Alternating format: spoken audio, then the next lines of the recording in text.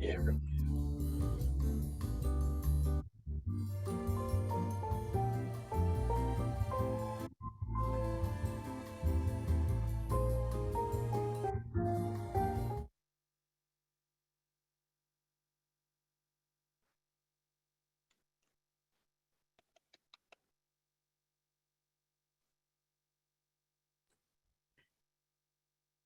All right, David, you think we're about ready to get started? Yep, I was just about to make that announcement. It's looking like it's about to hit the 4 o'clock hour here in a couple of seconds. I think we'll wait to maybe like the 4:01. We've still got a couple people coming in. But just go ahead and give me the thumbs up when you're ready.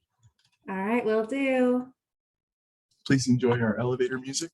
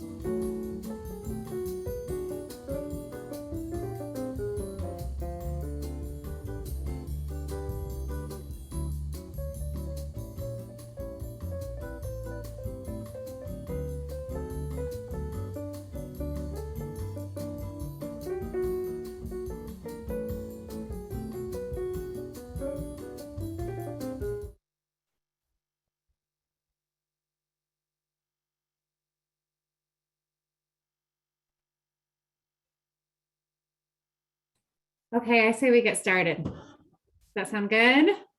Sounds good to me. All right. Well, thank you everyone for joining this afternoon. On a little bit of a snowy day, we'll see what the weather turns up for us. I hope everyone is safe and bundled up.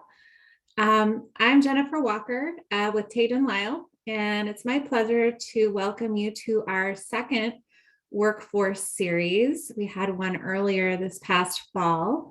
And again, want this to be a session that is helpful, full of resources and good information. Today's topic is benefits beyond the paycheck and exploring what matters most to employees. We know that's top of mind for recruitment, but also current employees as they understand their satisfaction of where they are today. So David, if you want to go to the next slide. It's my pleasure again to let you know who we have with us today. We have some subject matter experts from across the area.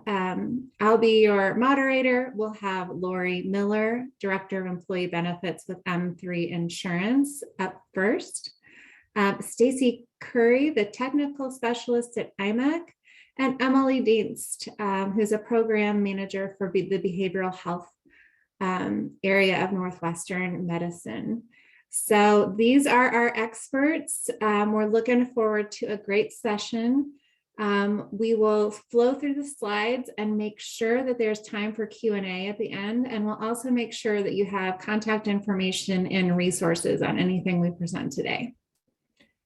So without further ado, I am going to let Lori set the scene and talk a little bit about what employees want in 2022. So Lori, take it away. All right, great, thanks. And will David be driving this? So I just need to tell him when to advance? Exactly. Yeah, Okay. he'll be our driver. Okay, great. Well, what do employees want in 2022? I've had 4 meetings already today, and every single meeting centered around how difficult it is right now to recruit and hire new employees. So today we're going to touch on a number of different subjects, but let's go ahead and advance the slide. And we're going to talk about staffing in a tight labor market. And please go ahead. One more. Now, it's probably no surprise to anyone that's been on this call that COVID-19 has certainly made workplace safety a priority. And of course, employees want a safe workplace, and it's our responsibility to try and provide that for them. So I know many of you have, I mean, it's been 2 years, right, that we've been dealing with COVID-19 and its impact in the workplace. And many of you have had to make very drastic changes to working remotely, to changes in how you set up your workplace as far as social distancing.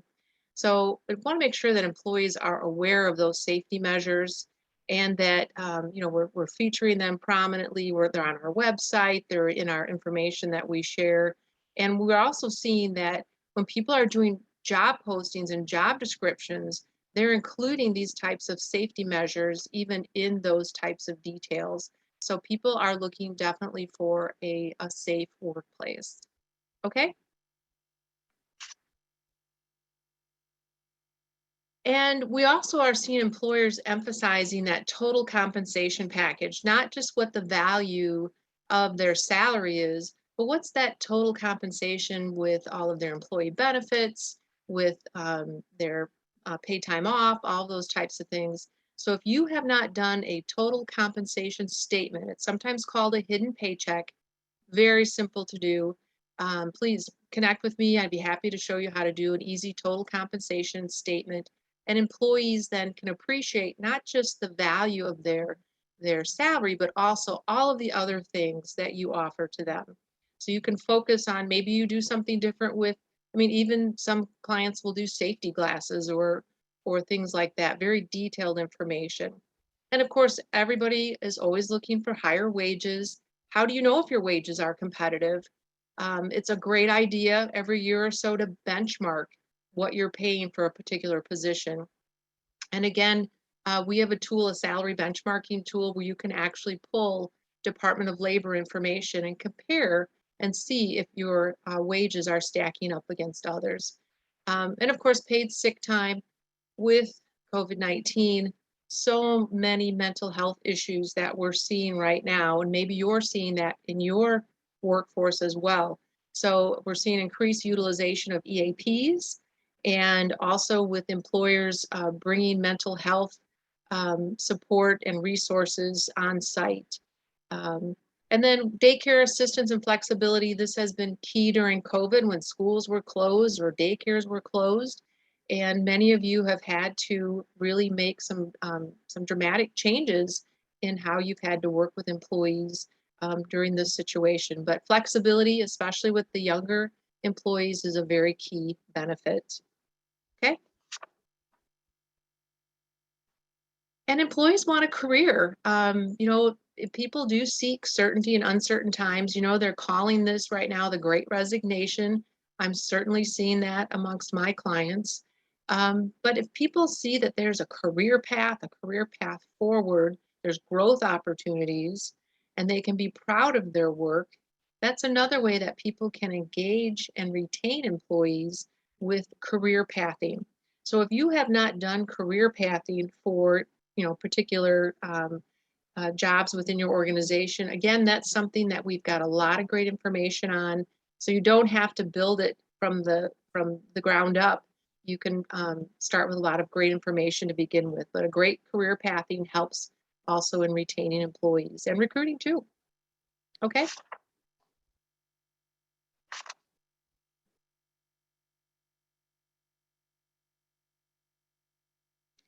All right, let's talk about what's happening in the market right now. Okay. I think most people will agree that the pandemic has changed office culture. and hybrid schedules that we never would have thought of offering before, especially in professional positions, are now very common. And people, in fact, are accepting jobs because they want telecommuting or they want remote work. So many of our clients have really looked at different positions to see if maybe they can offer a hybrid schedule or telecommuting or remote work. And then if they are going in that direction, how do they set that up? What does that look like? How do they make sure that the employee feels supported and that also people that are still in the office feel supported? So this remote and telecommuting workforce, I think, is definitely here to stay. And we are actually seeing people who are only considering remote or telecommuting work. They don't want to be in an office culture anymore. Okay.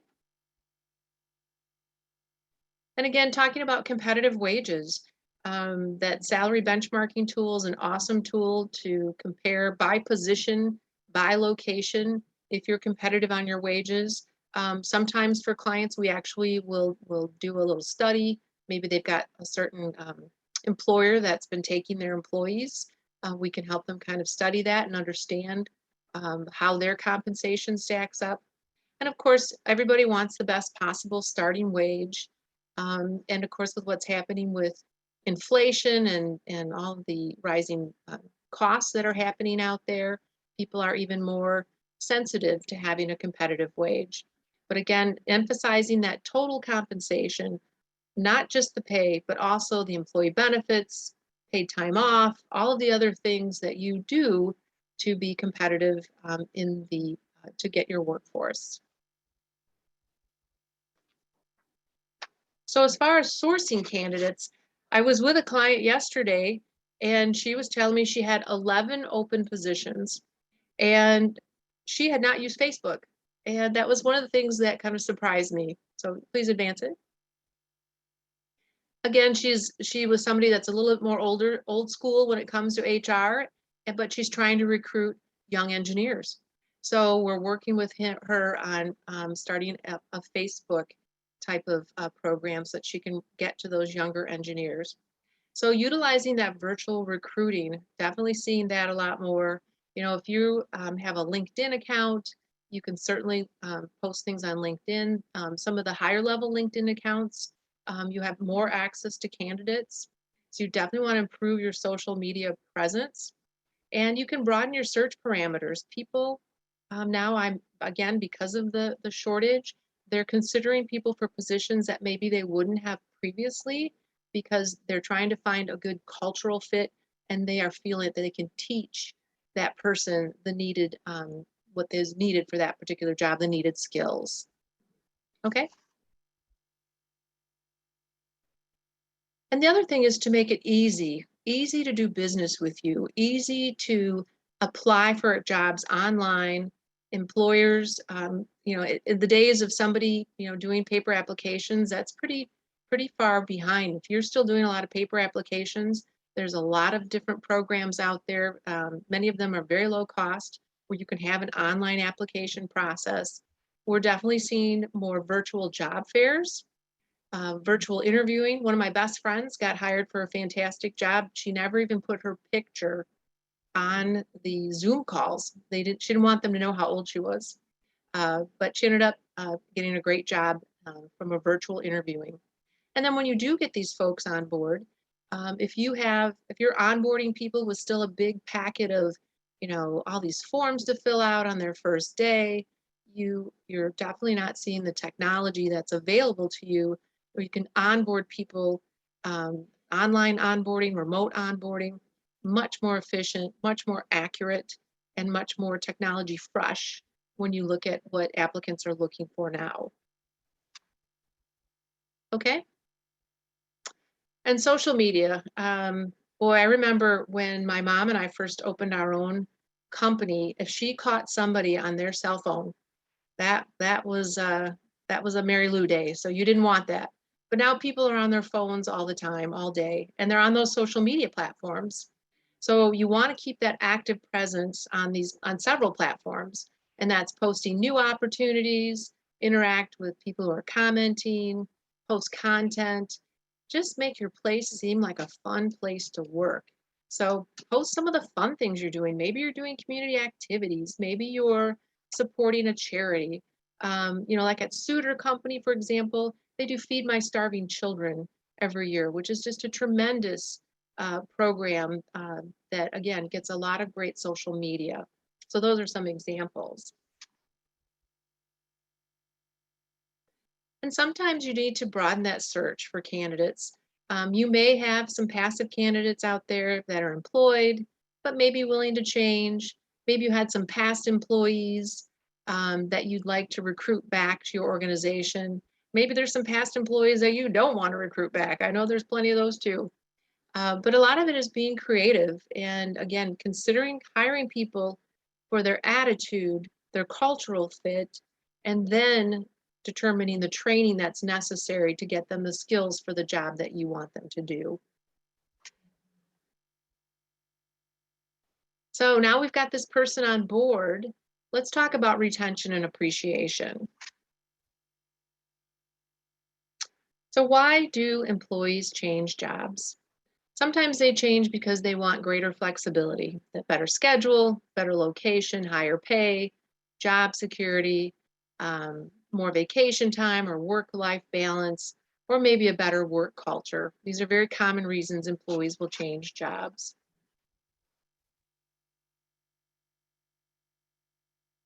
As far as motivating employee, again, all these things we've just talked about are common motivators: pay, flexibility, security, culture, vacation.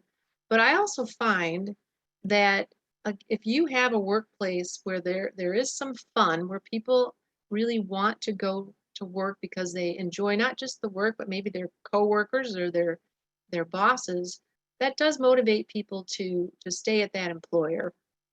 People want to feel respected. They want to feel included, heard, and valued. If there's a way to reduce stress, I mean, I think everybody's so stressed out right now. It's not just work, it's the pandemic. And there's other motivators, having challenging work for people. How many times do you have somebody start a new job and there's no work for them yet? So having that kind of laid out, what do those first few days, months, first year look like to give people challenging work so that they can feel accomplished at the end of the day with their work. And employee appreciation. We have some of our clients who, on an annual or maybe biannual basis, at least before the pandemic, would do employee surveys, and they were seeking feedback, and not just areas of complaints like work processes, but what can we do to improve the employee experience? We have some clients who do a peer-to-peer recognition program where they are recognizing their peers for, going the extra mile on something. Or at M3, we actually have a formal annual program where people are nominated.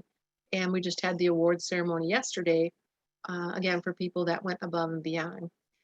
And catch them doing things right. That spot recognition, that's tremendous to teach our managers how to not only, correct something if there is a discipline issue or a safety issue or something like that, but catching people doing things right and recognizing that right on the spot, that goes a long way. And talking about managers, working with your managers, oftentimes people don't quit jobs, they quit their manager. And that's very common. I just had a client who was having terrible turnover trouble. And, we delved into it, and it was a particular manager who'd been there a long time. And so it took quite a bit of work. We tried to coach the manager, we tried to work with the manager, and in the end, the manager ended up leaving. So sometimes people are not quitting jobs, they're quitting that manager. Oftentimes people will have recognitions of milestones, 15-year, 20-year. We don't always see that anymore. So maybe one of the other things is to maybe recognize some shorter milestones. And some people might prefer something private over public, or something small, maybe a gift card or company tumblers, merchandise, a t-shirt. People like that sort of recognition.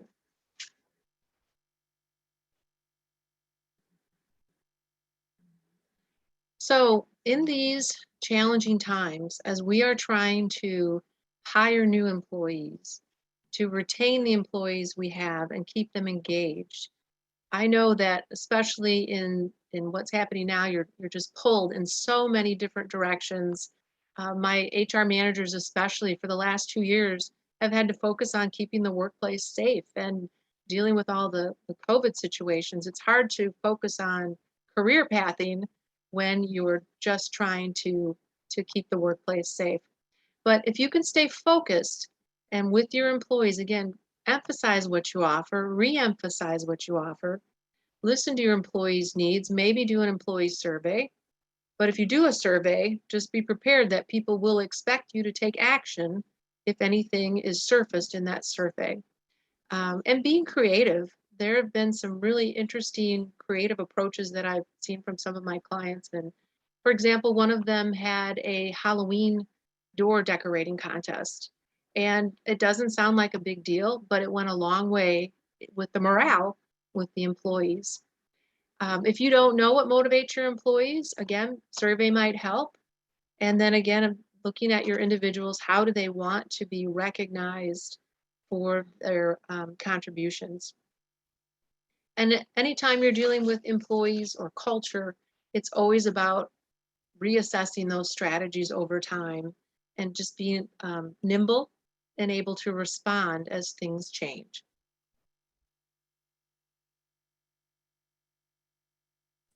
Okay, thank you, Lori. Some great advice there. I heard really helpful tips that people can do fairly quickly about checking in on their total compensation and putting that foot forward. Career pathing, I love that term. That's something that takes a little time, but it's probably well worth it in the long run to get that down. And then just looking at that cultural piece of flexibility and kind of rising to meet the need of where your employees are right now. That's something that, like you said, you have to reassess over time. That's constantly changing. And that's a perfect segue into Stacy Curry at IMEC, who is going to talk about culture and benefits and what's shifting and how you can meet it. So Stacy, take it away. Thank you, Jennifer. Yes, please. And David, if you would be so kind. Yeah, there we go. Thank you.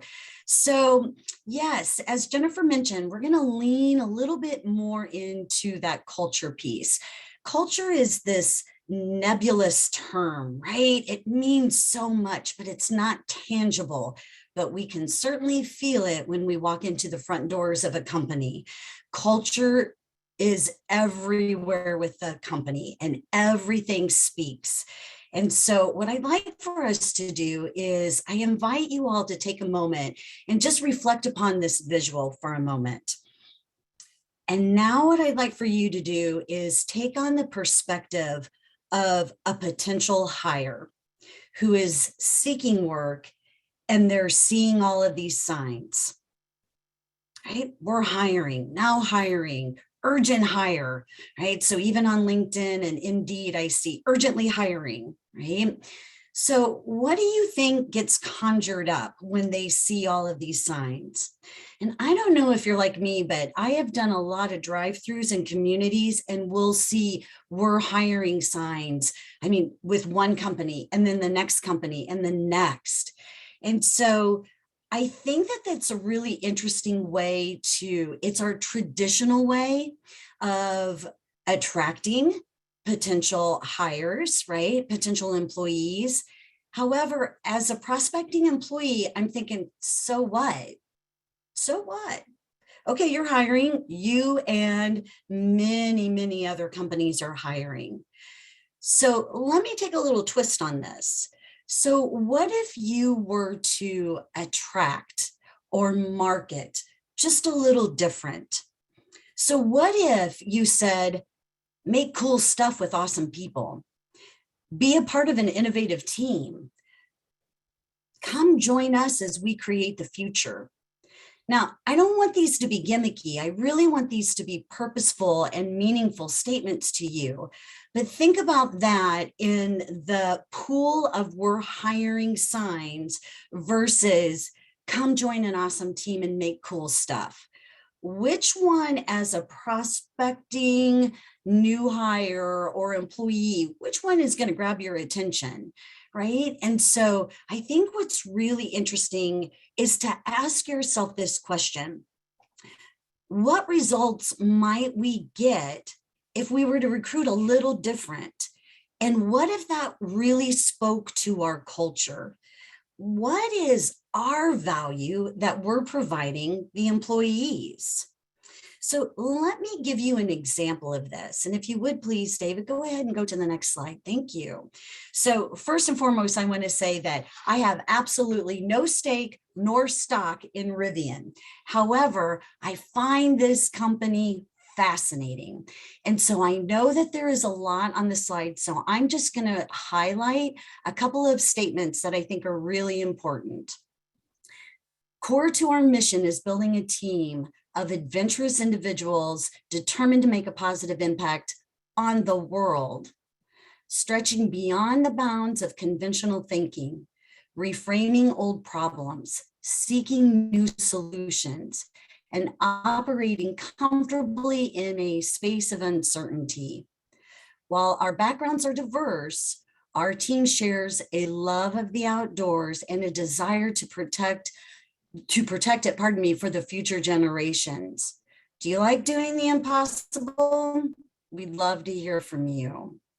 That's the Rivian's value proposition. That is on their website, and it's on their career tabs. And it shows up on their website and in their social media posts over and over again. Now, it might not be this comprehensive statement, but what they do is they pull key statements from there, and they represent it in all of their marketing and recruitment efforts. And I think that this is very interesting because this is their value proposition. And I'd like for you all to take just a moment and think, wow, what is our value proposition? And are we readily sharing it? Are we sharing it on our website? Are we sharing it on our social media posts? Do we tell people about it? It is, do we get employees to talk about it in this way? And so this is very interesting because this is indicative of Rivian's culture. I have been following them for a very long time, actually, since they first laid groundwork with the previous plant. And I just find them to be such a fascinating company. And I also follow companies that are doing something different, and they're doing it well. Now, Rivian has a hiring problem as well. And what their hiring problem is they get 100 candidates a day for various positions. So that tells me they're onto something. They're tapping in to the future workforce. They're tapping into the values and the motivation of that workforce coming in. And I think that's really important for us to begin to think about these shifts that are occurring in the workforce. And David, if you would please, let's go to the next one so we can talk about some statistics. So this came from an article recently from the Employee Experience Revolution on the future of work. And I thought it was really interesting, and it was just high level, but the article went into detail about this. And so if you think about it, so if you're like me, I'll be fully transparent, I'm a Gen Xer. And if you think about my generation, the Gen X generation, and the previous generations, the reason why we wanted to work was for security, for the pension, for the benefits. And although that's still important, now what we're seeing is the workforce coming in, they want to be a part of a greater purpose. They want to be connected to people who are socially conscious. The company is socially responsible, and they want to be a part of something bigger and for the greater good. And where we work, and I think Lori already mentioned it previously, we've gone from the office settings to now anywhere, and that flexibility to work anywhere. Literally, you need a laptop and you can go anywhere and communicate effectively no matter where you are. We've gone from a traditional 9 to 5 work day to now anytime. And so that's really interesting because now we're very agile, we're accessible, and it can create great opportunities for us. The key outcome for the previous workforce was we really want satisfaction. We want stability. This is very interesting because we're going to talk a little bit more about this. Now, prospecting employees, they want to be engaged. They want to be, again, a part of a greater good. And they want to know, what are my opportunities to grow within this company? How can I help you problem solve? How can I be engaged in very creative ways? And the company focus was loyalty. And now it's all about the employee experience, that engagement piece, right? Get me involved. I want to share my value with you. So company, please share your value with me. I think that's very interesting. And I just learned a stat recently. Millennials will change their career 15 plus times in their lifetime. Now, in my generation, the Gen X, it was about 7 to 8.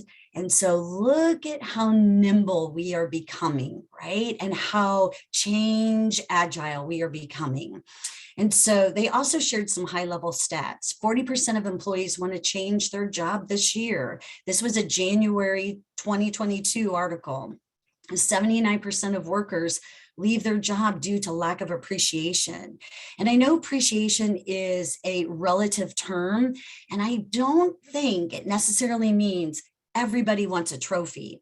I don't think that's what it means anymore. I think people want to be acknowledged for time well spent, for a project that went above and beyond. And it's a simple acknowledgement. Like Lori mentioned, it doesn't always have to be a big broadcast, but it's just a simple acknowledgement of, I recognized you today. I saw what you did.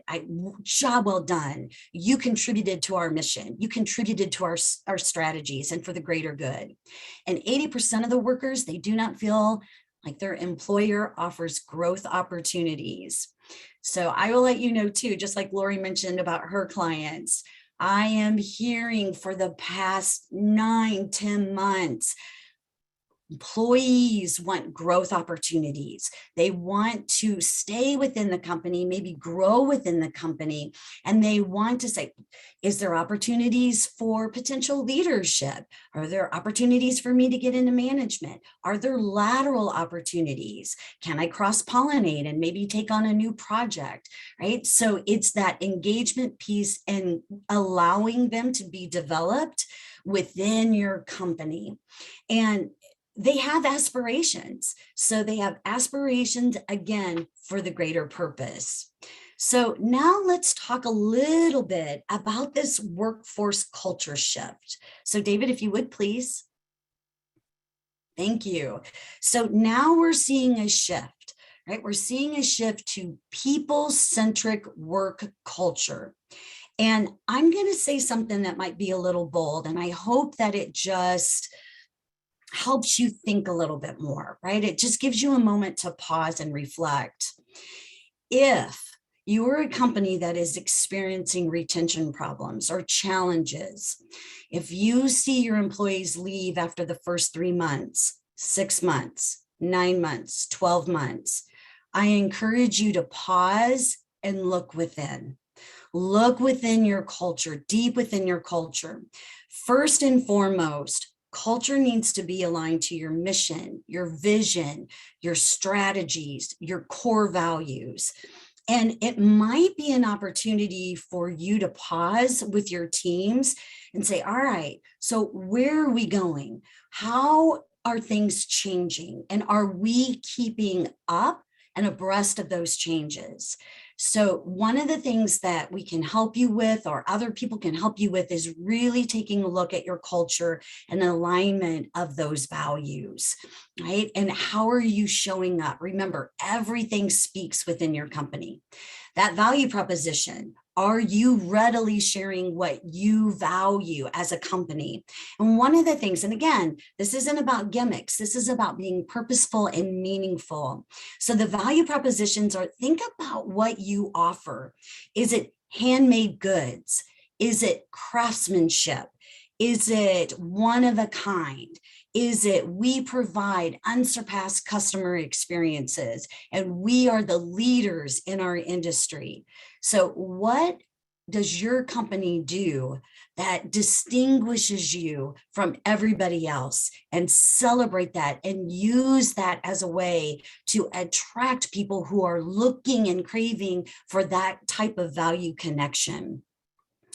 Another thing is, we're social, make it social, right? I've coached a lot of clients this month on, I can't get them off their phones. And it's like, well, engage them, have them take a picture and post it to social media, right? It's also a bigger issue than just that. However, make it social.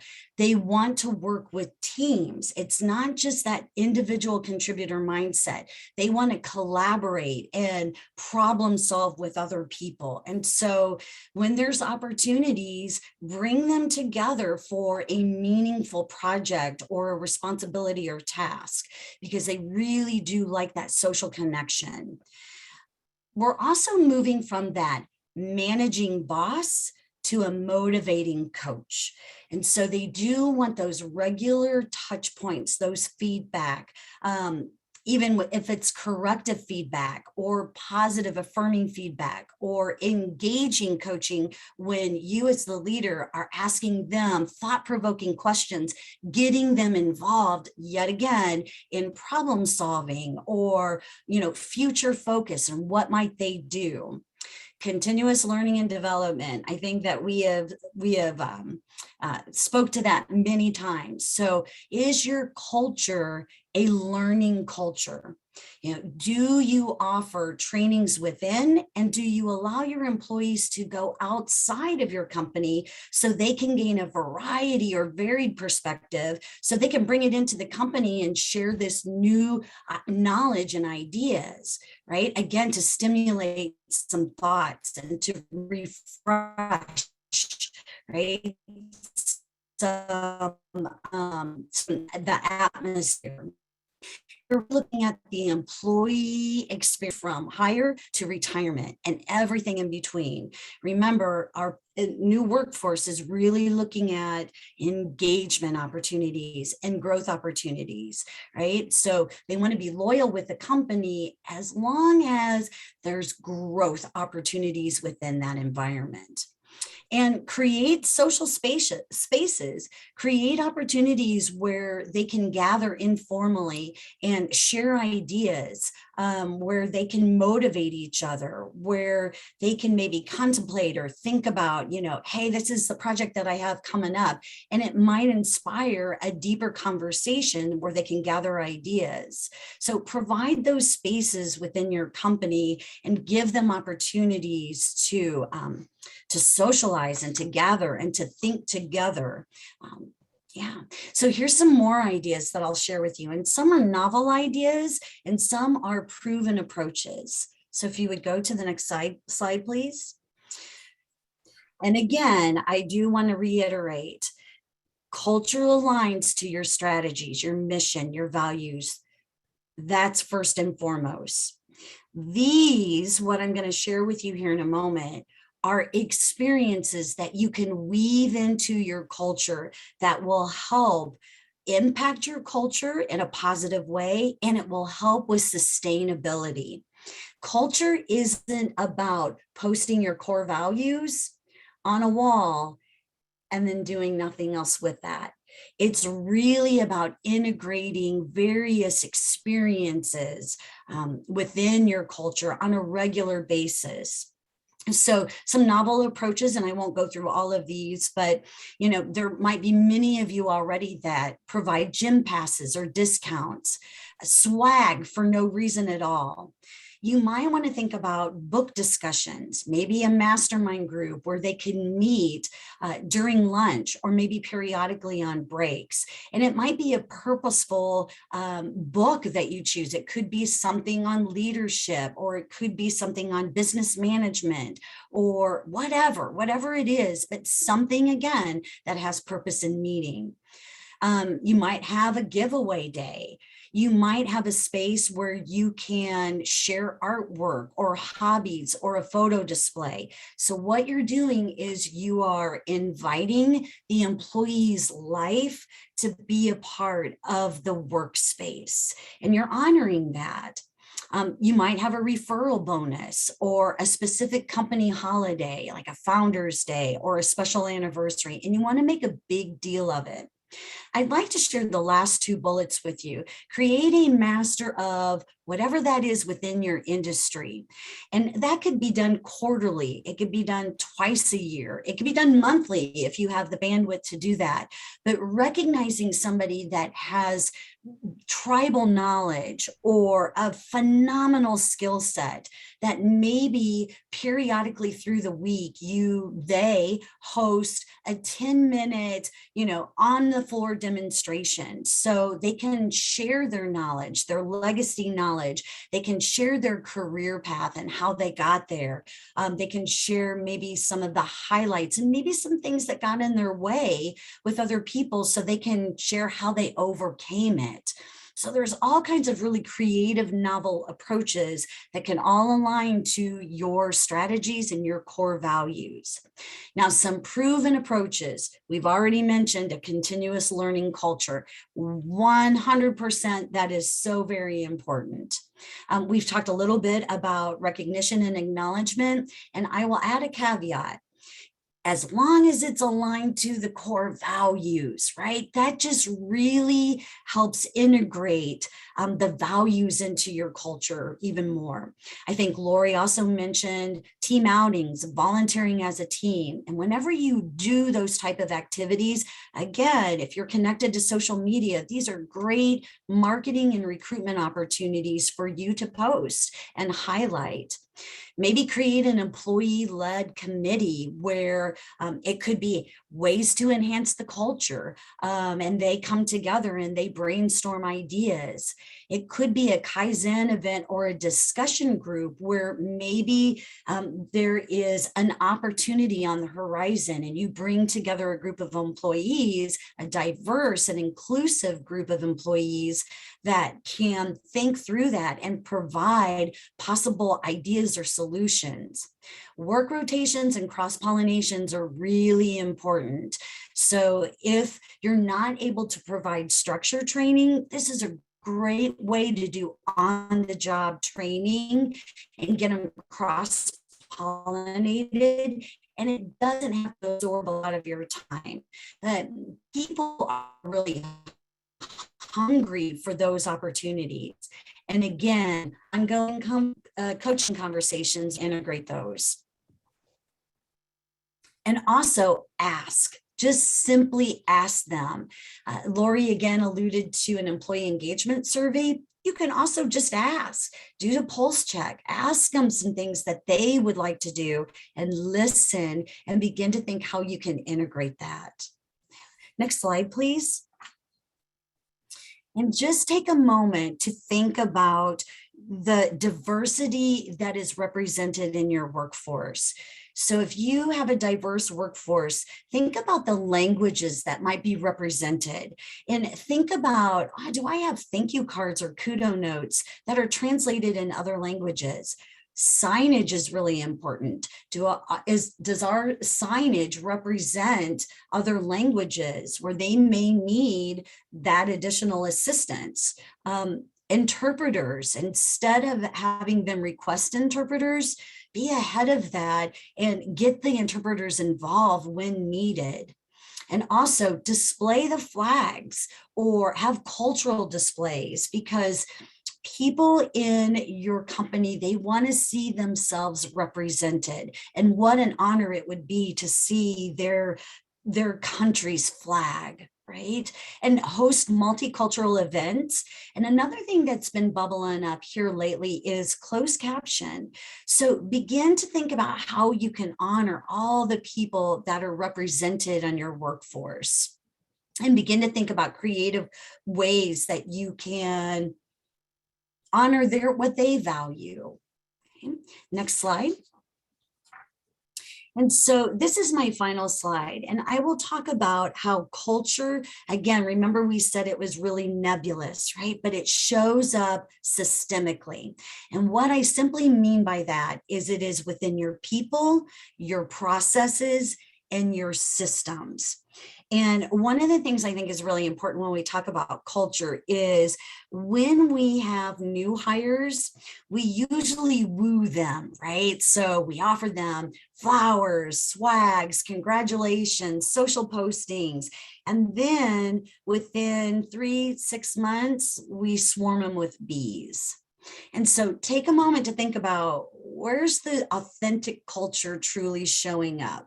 Is it with the new hires in the honeymoon phase when you receive flowers, or is it when, oh my gosh, here come the bees? So maybe this is what the culture is like. And so here are some things just to think about, right? And I'm not by any means saying that you are doing this, just pay attention to, do we extend work continuously without acknowledging their contributions? Do we quickly fix problems, or do we have fractured processes without really addressing ownership or accountability? These things can whittle away at your culture and your cultural endeavors. Do we continuously cut corners and cause extra work? Do we lack with follow through on said priorities? Do we continuously change without really explaining the whys to our employees? And do we lack purpose and action in our meetings? Do we sometimes bend the rules to appease favorites? Do we unintentionally withhold information, or do we control the chains of communication? Again, all of these impact and whittle away at your culture. Do we allow a negative mindset and gossip to hold rampant? And I will tell you, that is the biggest destroyer of culture right there. And is it safe to speak up? And so the one thing about culture is we have to behave the talk. And I will end with this. I hope that in the short time that we've had together, that it's stimulated some reflection for you. And culture is a part of your company brand and your leadership brand. Culture shows up in your people, your processes, and your systems. And it becomes the reason why people stay and why they walk out the door. Thank you very much. Hey, thank you, Stacy. Culture wins, right? We know that from Peter Drucker. So really important messages. Those aren't necessarily the fun things to think about, because you really do have to dig in to understand where you're at and where you need to go. And part of building that strong culture is ensuring that we support our employees holistically. And that's where Emily comes in to share her knowledge. Emily, take it away. Thank you. So I'm going to take us in the direction, as Jennifer had said, to be able to look at perhaps shifts in perspectives, some different ideas with regards to coaching conversations, and being able to see how we might best capture where somebody is at and help them encourage growth and meet our employees where they're at. We can move to the next slide, please. And there's the overview. Next slide. Thank you. So what can an EAP do for you as well as your employees? EAPs offer a variety of different benefits, whether that's consultation for leadership, being able to help out with difficult conversations, being able to support employees' mental health and well-being. A great benefit of EAP is also including the mental health and well-being of the family members that exist in an employee's home.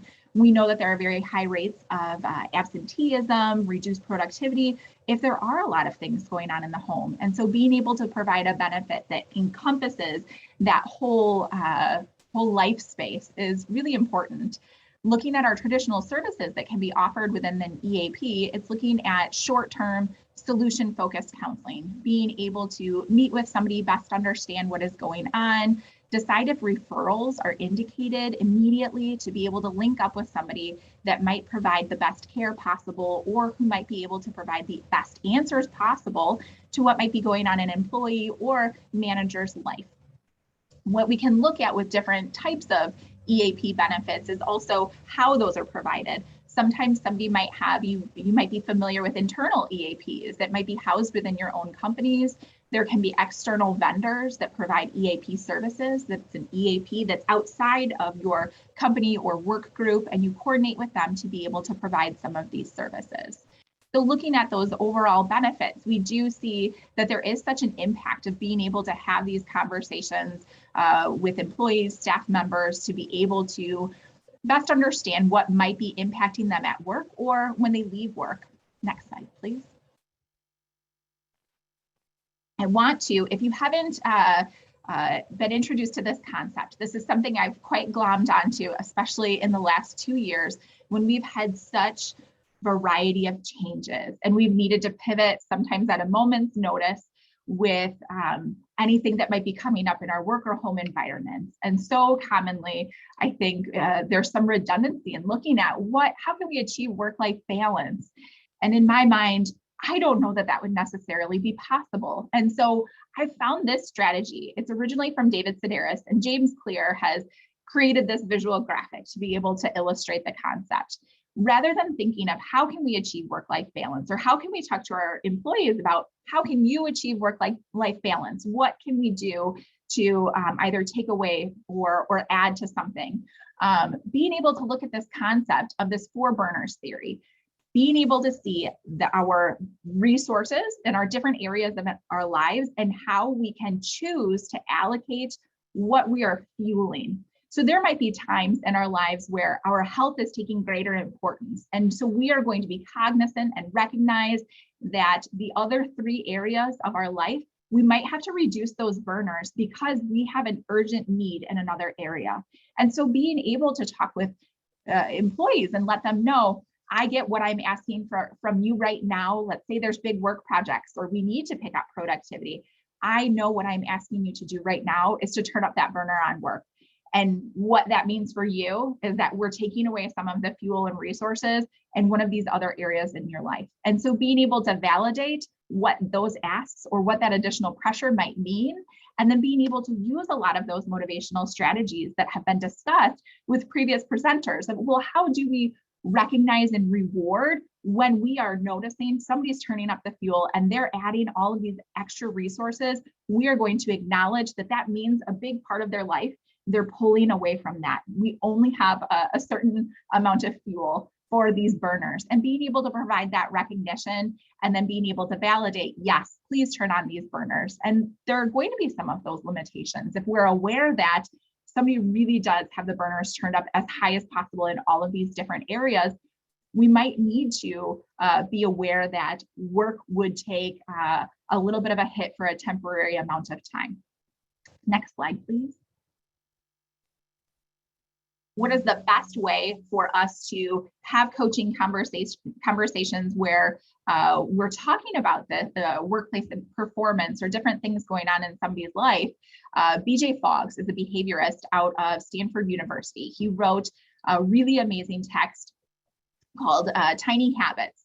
And what he identified is a behavioral approach of how do we make the most effective change to our habits, whether that be for his example, he wanted to increase his health. And so he made a specific, measurable, attainable, relevant, and time-based goal. He was going to do 1 push-up every time he went to the bathroom. And so he built it from that place because it was a realistic goal. And what a realistic goal does is builds up our confidence. If I were to say, tomorrow, I'm running a marathon, this is going to be great, I'm going to take off, it might be hard, I'm going to try my best. I'm not a runner. I would be setting myself up for a very disappointing day, slippery too. And so being able to look at how do we set up reasonable goals for ourselves? How do we set up reasonable goals as management teams, how do we set up reasonable goals with regards to employees if we notice that we need to be improving some of that motivation, we need to be increasing work productivity? Let's start with a tiny habit. Let's start with something small, because once somebody recognizes this is what I'm doing well, that's where we grow from there. We want to be able to build up some of that resilience. We want to be able to build up somebody's engagement and then grow and increase the skill. So starting small and keeping it within these SMART goals formats, we see a lot of success within that. Next slide, please.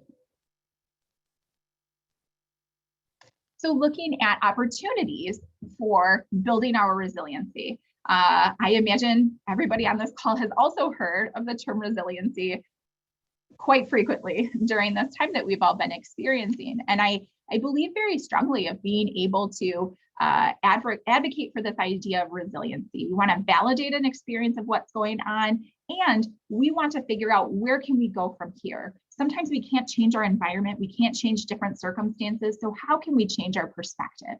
There's interesting research and studies that indicate our perspective is what can truly impact a lot of our health and how our body takes on stress, how it is that we are perceiving the stressors in front of us. So how do we change some of that wiring if instinctually or as a result of our environments, we are used to responding in a very stressed, frantic kind of way? What we would like to do is be able to work on those SMART goals to create different wiring. We have within our brains, it's neuroplasticity. Take that home, use it at the dinner table tonight. Neuroplasticity, what that means is different parts of our body have these different functions and they're fixed. It's stationary. This is what it will do. This is the intention of it throughout our lives. Our lungs have a specific task and they won't be working outside of that scope. Same with our liver or our heart. Our brains, what we know we're able to do is develop, grow, make changes. It's neuroplasticity, our ability to think differently, feel differently, and have different perspectives on things. And so being able to borrow from those strategies in order to make some of these changes or improvements in these small, tiny habit types of ways, one push-up a day, that can make an overall huge impact and change. So I've listed some examples on there that many of you might already be very familiar with. Fresh air, so hard in the Midwest at this time. I had read some research that if we spend about 20 minutes outside between the hours of noon and 1 every day, even the winter time, that can have a huge impact on our mental health. I plan on bundling up and trying it myself more frequently. Next slide, please. Then looking at that opportunity for connections. If anybody's familiar with during the pandemic, while we were looking for these different types of connections through isolation, these videos that were shown of Italian balconies of people getting together and making music that they didn't always know each other, but they came together and borrowed in different strategies, being able to build connections to dovetail off of the previous presentations, to be able to look at those cultural opportunities where we are connecting with everybody, we're building our workplace community. Next slide, please.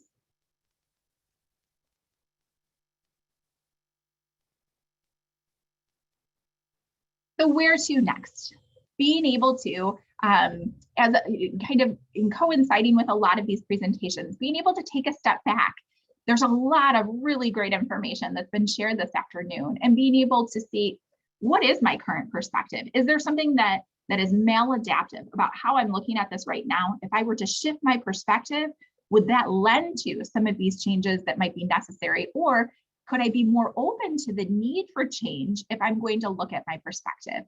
If we're looking for any type of changes, if we're getting that set up for ourselves as in employers, managers, or for ourselves as employees, and to elicit that within our workplace cultures, being able to set these tiny habits, creating specific goals, something that's measurable, something that's going to build our self-esteem, the confidence of the staff too, through connections, being able to build that village and community within the workplace, and always keeping in mind too that we really are in the driver's seat.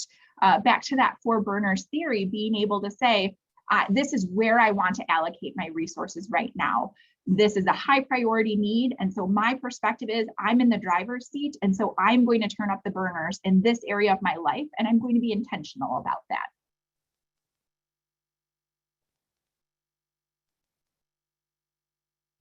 I believe that's my last slide. Okay, I was just thinking so much of this comes back down to, you can get busy with day-to-day stuff and you're just passively going through your day, your business.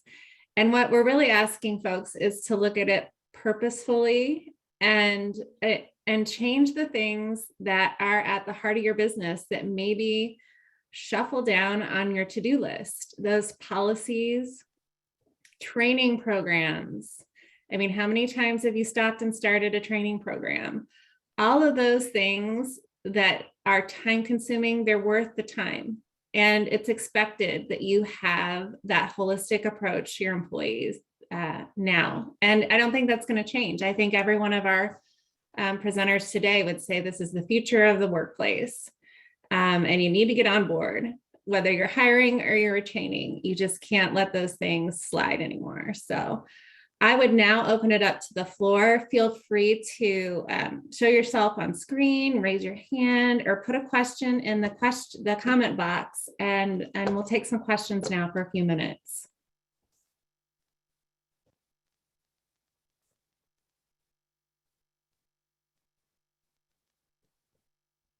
See if anyone comes on here. Will your presentation be available online later? I can answer that one. And the answer is yes, they're available, or the presentation will be available. It will be posted on the DCDC website. So if you could send me an email at intern@dcdc, I'll personally make sure you get a copy as well. Sounds great. Thank you.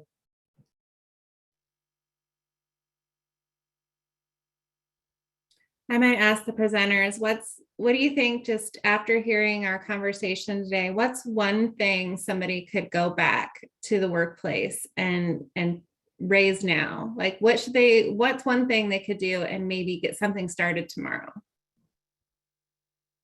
Well, I had 4 client meetings today. All of them are very interested in benchmarking. They don't know what they don't know when it comes to, are they competitive? Are their benefits competitive? And so that's something that if you haven't done benchmarking in a while, it is a great time to do that. Okay. I would lend that opportunity of networking, being able to have this opportunity today to have the forum and be able to gather and get additional information, and making sure that if it's generated additional ideas that we are, as business owners within the community, advocating for one another to stay connected, to be able to have that relevant information and be able to know what are going to be the best supports, what are different companies doing within the area locally, as well as even nationally, to make sure that for this local area, we're as enriched as possible to be able to remain competitive. Right. And then we also have a question here. Are there any suggestions for specific onboarding or training platforms? Well, we use a program called HR Connect, which has a built-in learning management system.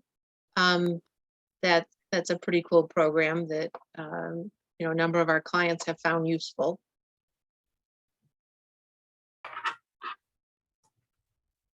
I've also heard of Success Factors, which can be an HR and training tool and platform. And I would also say too, take your existing onboarding, and it can translate virtually.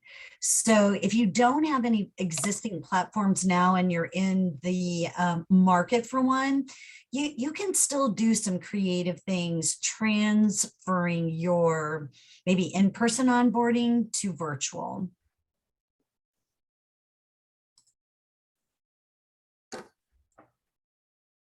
All right. It seems like we have a pretty quiet group. So David has just put up our DCEDC resources for more information, as well as our events. And then on our website, we do have a workforce resources page that is full of all sorts of good opportunities to connect there. And we also have a job recruitment form. So any questions about today that you get back and you percolate on and you want to come back to us, reach out to DCEDC and we can certainly point you in the direction, connect you with Stacy, Lori, or Emily, and we can keep the conversation going. And with Jennifer, that, I will just thank my fellow DCEDC partners, David, Paul, Karen, Paul, and all of our workforce and recruitment committee members who have helped me to plan this. We certainly do want to keep topics coming to you. So if you have suggestions after this session about what you'd like to hear more, we'd love to hear that so that we can keep bringing good quality content to you. And thanks again, everyone, for joining. It was a great session. Thank you, Jennifer and Paul Callaghan, committee co-chairs. I'd also like to quickly highlight the DCEDC annual dinner meeting will be April 28th in downtown DeKalb at Ferranda's Banquet Hall, and it will feature a nationally known human resource management speaker, Nicole Martin, Chief Empowerment Officer from HR Boost. And there's information on the DCEDC website to register for the annual dinner. Great. All right. Thank you, everyone. Have a wonderful evening. Thanks, everybody. Thank you. Thank you.